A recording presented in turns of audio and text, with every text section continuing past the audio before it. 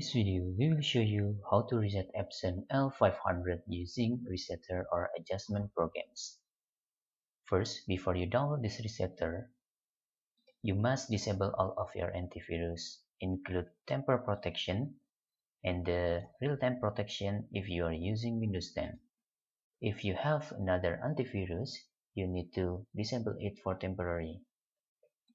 Then you can download this resetter. We put link into description. After that, you can just right click and choose Extra Care. Open the resetter folder. Double click in Adjustment Programs. Select the model name. For L500, click OK. Tick or click Particular Adjustment Mode. Choose Watching Pad Counter and click OK. Select the option for Main Pad Counter. Click button Check. After that, you can click button Initialization.